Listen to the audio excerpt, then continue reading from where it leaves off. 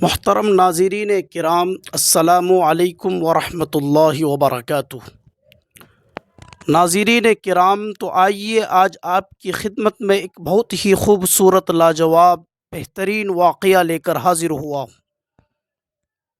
ناظرین کرام، یہ واقعہ خواجہ معین الدین چشتی رحمۃ اللہ علیہ اور ایک بھوکے کتے کا واقعہ ہے۔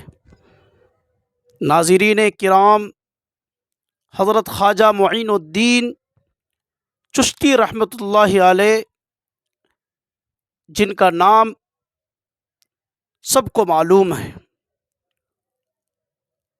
حضرت خواجہ معین الدین چشتی رحمۃ اللہ علیہ کے بارے میں کون نہیں جانتا۔ ایک دن اپنے مریدوں کے ساتھ سفر پر تھے، راستے میں ایک سنسان جگہ پر پہنچے تو دیکھا کہ ایک کمزور اور لاچار مجبور بھوکا کتا پڑا ہوا ہے۔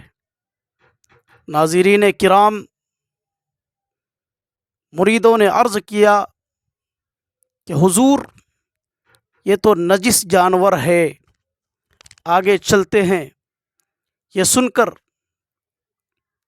خواجہ صاحب رک گئے، خواجہ صاحب رحمۃ اللہ علیہ رک گئے اور آپ رحمۃ اللہ علیہ کے چہرے پر سنجیدگی آ گئی۔ حضرات محترم، یہ اللہ والے ہوتے ہیں جو کسی مجبور اور لاچار کو جب دیکھتے ہیں ان کے چہرے پر سنجیدگی آ جاتی ہے۔ تو آئیے حضرات محترم، آگے کیا ہوتا ہے۔ آپ رحمۃ اللہ علیہ نے فرمایا کہ یہ بھی اللہ کی مخلوق ہے، اگر ہم انسان ہو کر اس پر رحم نہ کرے تو کون کرے گا۔ محترم ناظرین کرام، آپ رحمۃ اللہ علیہ نے اپنے ساتھ موجود کھانے میں سے کچھ حصہ نکال کر اور خود اپنے ہاتھ سے اس کتے کو، اس لاچار مجبور کتے کے سامنے رکھ دیا۔ ناظرین کرام، پھر فرمایا، اللہ کے نزدیک،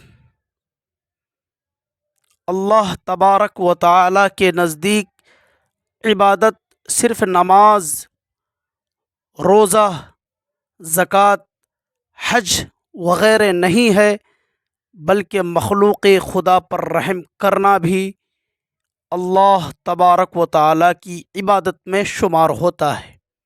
یہ بھی بڑی عبادت ہے۔ حضرات محترم، ہمیں بھی چاہیے کہ اس واقعے کے پس منظر، اس واقعے کو سننے کے بعد ہم بھی اس باتوں پر عمل کریں۔ جہاں پر بھی ہمیں مجبور، لاچار، بھوکا جانور، اللہ کی کوئی بھی مخلوق نظر آئے تو محترم ناظرین، ہمیں بھی ان کی مدد کرنی چاہیے۔ مرید یہ منظر دیکھ کر حیران رہ۔ اس دن انہوں نے سیکھا کہ اصل تصوف دل کی نرمی، عاجزی اور مخلوق سے محبت کا نام ہے۔ میرے عزیز دوستو اور محترم ناظرین، ہمیں بھی ایسے لاچار، مجبور اللہ کی مخلوق کی خدمت کرنی چاہیے۔ اگر پریشانی میں مبتلا ہیں تو ان کی مدد کرنی چاہیے۔ مثلاً سردی کے موسم میں اللہ کی بہت ساری مخلوق، بے زبان مخلوق ہیں، ان مخلوق کی ہمیں خدمت کرنی چاہیے۔ خدمت سے مراد یہ ہے کہ ان کی مدد کرنی چاہیے، ان کو کھانے کے لیے کچھ دے دیں، اللہ آپ کے رزق میں برکت عطا فرمائے گا۔ اور اس واقعے سے ہمیں یہ سبق بھی ملتا ہے کہ اللہ کی ہر مخلوق قابل رحم ہے، ان پر رحم کرنا چاہیے۔ تکبر انسان کو گرا دیتا ہے۔ ہمارے اندر تکبر نام کی کوئی چیز نہیں ہونی چاہیے۔ اگر تکبر ہمارے اندر موجود ہو اور ہمارے اندر تکبر کی کوئی بھی صفت پائی جائے تو ہم انسان کہلانے کے لائق نہیں ہے۔ ناظرین، سچا ولی وہی ہے جو کمزوروں کا سہارا بنے، بے سہاروں کا سہارا بنے۔ اللہ تبارک و تعالی ہم تمام لوگوں کو کہنے سننے سے زیادہ عمل کی